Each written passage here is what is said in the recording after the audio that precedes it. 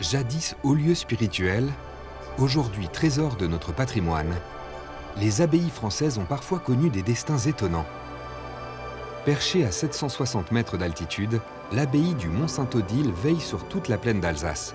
Au commencement, c'était un couvent fondé au 7e siècle par Odile de Hohenbourg, qui hérite de cette colline par son père, le duc d'Alsace.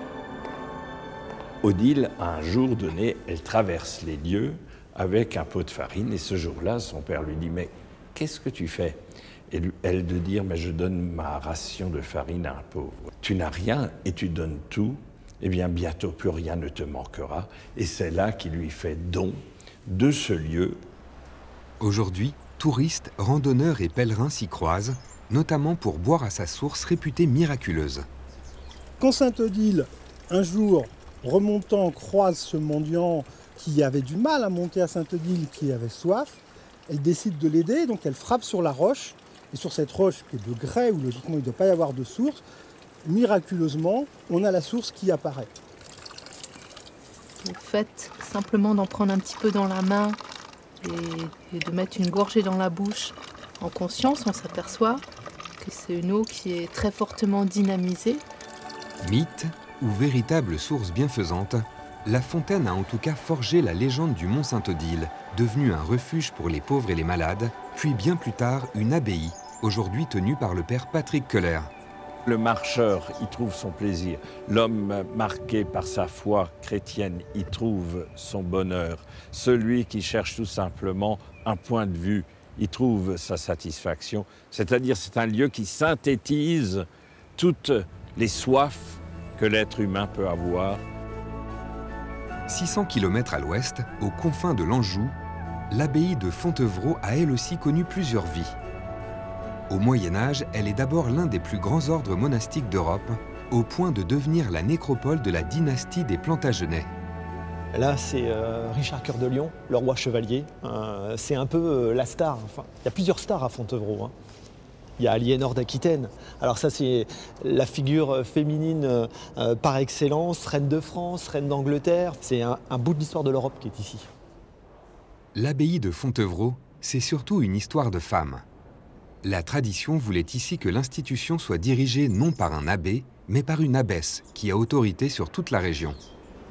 Alors on est dans la salle du chapitre. La salle du chapitre, comme son nom l'indique, c'est un endroit où on va prendre la parole, parce qu'on va y lire les chapitres de la règle de Saint-Benoît. Donc c'est une pièce assez grande, où les moniales prenaient place sur des meubles. Ici, il y avait des sièges, où elles pouvaient s'asseoir, un petit peu partout. Et puis l'abbesse, elle va trôner, et c'est d'ici qu'elle va diriger la salle, où elle va donner des ordres, où elle va donner des informations, rendre la justice. Mais la Révolution met fin à la tradition, et l'abbaye devient une prison. Elle accueille jusqu'à 2500 détenus, des prisonniers qui travaillent et sont logés dans d'immenses dortoirs, puis dans ces cellules. J'actionne le mécanisme qui permet d'ouvrir les portes de toutes les cellules. Donc voilà, c'est l'espace où vivait le prisonnier le soir après le travail. Donc il dormait sur une paillasse qui est posée ici, comme ça. Voilà, c'est hyper rudimentaire. Et ce qui est assez touchant dans ces espaces, c'est que on voit qu'ils ont noté les mois, il y a le temps qui est égrené. En fait, ça laisse une trace. La prison ne ferme ses portes que dans les années 60 et Fontevraud s'est depuis reconverti en un lieu d'exposition culturelle plutôt insolite. Bien plus au sud, aux portes de Montpellier, cette abbaye-là a connu un destin encore plus étonnant. Du haut de ses 900 ans, Valmagne est l'une des abbayes les mieux conservées de France. Ces pierres ont abrité une communauté de moines cisterciens pendant plus de 6 siècles. L'abbaye était alors l'une des plus riches du sud de la France. Ici, on est vraiment dans le cœur spirituel de l'abbaye. C'est le lieu de vie des moines. Donc on a le réfectoire où ils mangeaient. On a le scriptorium, qui est le lieu où ils copiaient les manuscrits, donc c'est très important, ça fait partie du travail des moines. Puis on a la salle capitulaire où ils se réunissaient tous les matins, après la première messe. Mais après l'époque des moines cisterciens, l'Église a trouvé une toute autre utilité. Il y a a-t-il quelque chose qui vous semble peu ordinaire dans cette église? Le lieu a été reconverti en un gigantesque chai. Ces immenses tonneaux, appelés des foudres, sont aujourd'hui vides, mais ont servi à stocker ici des milliers de litres de vin. Surprenant pour un lieu sacré. C'est absolument grandiose, c'est géant, on en reste bouche bée. C'est du jamais vu. Oui, c'est les barriques là qui sont étonnantes. Pour moi, elles ont encore une âme, elles ont encore quelque chose, quoi. Je sais pas, je suis un peu frissonnant dans ce lieu. L'église n'a servi de chai qu'à partir de la Révolution française, mais la vigne a toujours fait partie du décor.